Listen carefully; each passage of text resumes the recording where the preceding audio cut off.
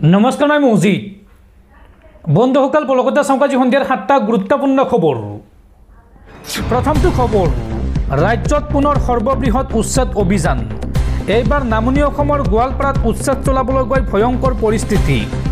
উচ্ছেদস্থলীত প্ৰশাসনৰ সৈতে উচ্ছেদিতৰ ভয়ংকৰ সংঘৰ্ষ। পৰিস্থিতি নিয়ন্ত্ৰণ কৰিবলৈ আৰক্ষীৰ গুলীচালনা। আৰক্ষীৰ গুলীত মৃত্যু হৈছে এজন উচ্ছেদিতৰ, লগতে আহত হৈ চিকিৎসাধীন আন দুজন। গোৱালপাৰাত 3 উচ্ছেদিত গুলীবিদ্ধ।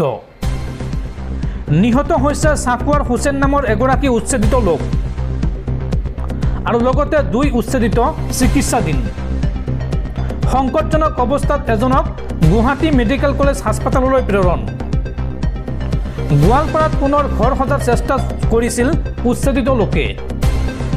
ত্ৰিপালৰ তলত আশ্ৰয় লোৱা উচ্ছেদিতক পুৱাই খেদিবলৈ গৈছিল আৰক্ষী আৰু তাৰ পিছতে আৰক্ষীক ওলটাই আক্ৰমণৰ লক্ষ্য কৰি ল'লে উচ্ছেদিত লোকে আৰু উচ্ছেদিত লৈছে যুদ্ধংদেহী ৰূপ। উচ্ছেদিত ৰুদ্ৰ ৰূপ দেখি জেচিবি লৈ আৰক্ষীৰ উভতনি যাত্ৰা, অৰ্থাৎ আৰক্ষীয়ে জেচিবি লৈ পিছুৱাই আহিবলৈ বাধ্য হয় আৰু পৰিস্থিতি নিয়ন্ত্ৰণ কৰিবলৈ আৰক্ষীয়ে শূন্যলৈ চলাইছিল গুলী। এই ভয়ংকৰ উত্তপ্ত পৰিস্থিতিৰ সৃষ্টি হৈছে গোৱালপাৰাৰ বিদ্যাপাৰাত। পৰৱৰ্তী খবৰ, মুখ্যমন্ত্ৰীক জেললৈ পঠিয়াম বুলি ৰাহুল গান্ধীয়ে কৰা মন্তব্যৰ প্ৰত্যুত্তৰ মুখ্যমন্ত্ৰী হিমন্ত বিশ্ব শৰ্মাৰ।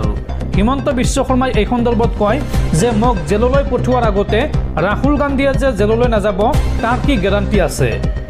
জেললৈ পঠিওৱাৰ কথা কোৱা ৰাষ্ট্ৰীয় নেতাৰ মুখত শোভা নাপায়, এই মন্তব্য মুখ্যমন্ত্ৰীৰ। ৰাহুল গান্ধীক এইবাৰ উভতি ধৰিলে মুখ্যমন্ত্ৰী হিমন্ত বিশ্ব শৰ্মাই। হিমন্ত বিশ্ব শৰ্মাই এই সন্দৰ্ভত হিমন্ত বিশ্ব শৰ্মাক জেলত ভৰোৱাক লৈ মন্তব্য কৰিছিল ৰাহুল গান্ধীয়ে। মুখ্যমন্ত্ৰীক জেললৈ পঠিয়াম বুলি ৰাহুল গান্ধীয়ে কৰা মন্তব্যৰ প্ৰত্যুত্তৰ দিছে হিমন্ত বিশ্ব শৰ্মাই। এই সন্দৰ্ভত মুখ্যমন্ত্ৰীয়ে কয় যে মোক জেললৈ পঠিওৱাৰ আগতে ৰাহুল গান্ধী যে জেললৈ নাযাব তাৰ কি গেৰাণ্টি আছে। মই গুৰুত্বপূৰ্ণ বুলি প্ৰমাণ কৰিলে কংগ্ৰেছে। এখন ৰাজ্যলৈ আহি সেইখন ৰাজ্যৰ মুখ্যমন্ত্ৰীক জেললৈ পঠিওৱাৰ কথা ৰাষ্ট্ৰীয় নেতাৰ মুখত শোভা নাপায়। মই চাকৰি দিছোঁ নে নাই সেয়া অসমৰ মানুহে জানে। আমি অসমৰ মানুহৰ বাবে কাম কৰি আছোঁ। কোনোবাই ভাষণ দিলেই ৰাইজৰ মৰম শেষ হৈ নাযায়, এই মন্তব্য মুখ্যমন্ত্ৰী হিমন্ত বিশ্ব শৰ্মাৰ। ৰাহুল গান্ধীৰ মন্তব্যৰ পিছতে মুখ্যমন্ত্ৰী হিমন্ত বিশ্ব শৰ্মাই এইদৰে প্ৰতিক্ৰিয়া প্ৰকাশ কৰিছে। লগতে গোৱালপাৰাৰ উচ্ছেদস্থলীৰ হিংসাত্মক ঘটনাক লৈও মুখ্যমন্ত্ৰীগৰাকীয়ে মন্তব্য কৰে। মুখ্যমন্ত্ৰীয়ে কয় যে আৰক্ষীক আক্ৰমণ কৰিলে কঠোৰ ব্যৱস্থা লোৱা হ'ব।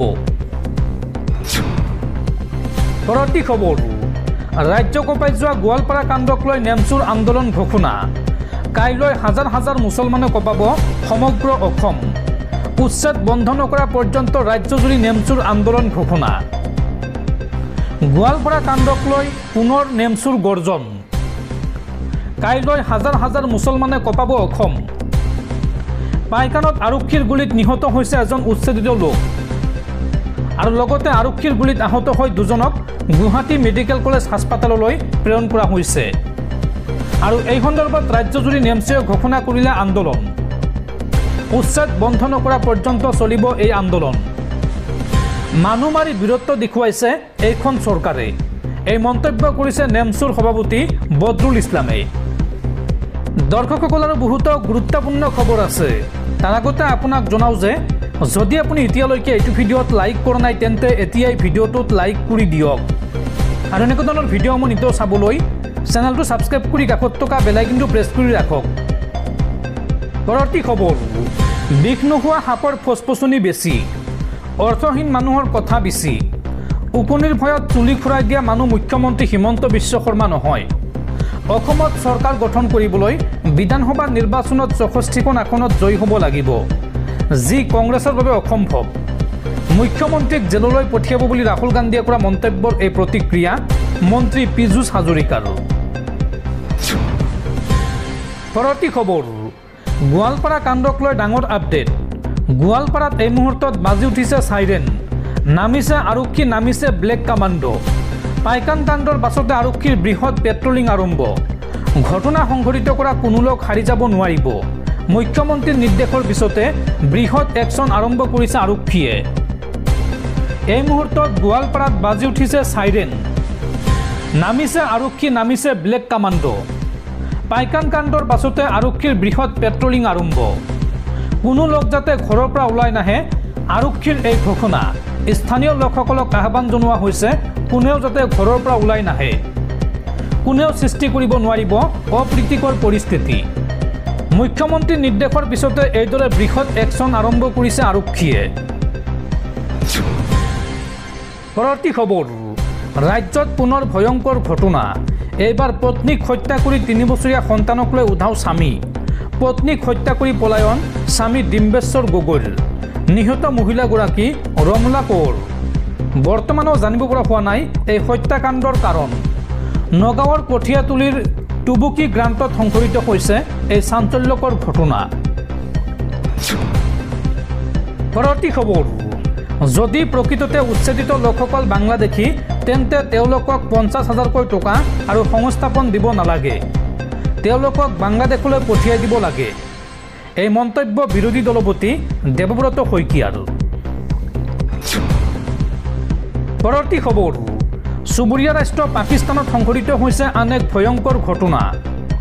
উগ্ৰপন্থী সংগঠন বেলুচিস্তান লিবাৰেশ্যন আৰ্মীয়ে হত্যা কৰিলে 29জনকৈ পাকিস্তানী সেনাক। পাকিস্তান সেনাত আন এক মক্ষম আঘাত BLL। দুটাকৈ পৃথক আক্ৰমণত 29জন পাকিস্তানী সেনাক হত্যা বেলুচিস্তান লিবাৰেশ্যন আৰ্মীৰ। তাক বিদ্ৰোহী সংগঠন BLLৰ এই দাবী। কুৱেটাত আইডিৰে উৰুৱাই দিলে পাকিস্তানী সেনাৰ বাছ। এই আক্ৰমণত 27জন পাকিস্তানী সেনাৰ মৃত্যু হৈছে। বুধবাৰে বেলুচ লিবাৰেশ্যন আৰ্মীয়ে কৰিছিল এই ভয়ংকৰ আক্ৰমণ। পৰৱৰ্তী খবৰ, মাছ আকাশত পুনৰ বিকল হৈ পৰিল বিমানৰ ইঞ্জিন।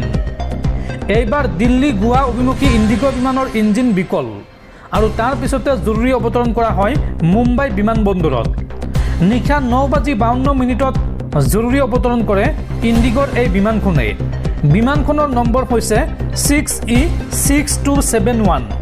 অৱশ্য সুৰক্ষিত অৱস্থাত উদ্ধাৰ কৰা হৈছে সকলো যাত্ৰীক। পৰৱৰ্তী খবৰ, গোৱালপাৰা কাণ্ডক লৈ এই মুহূৰ্তত আহিছে ডাঙৰ আপডেট।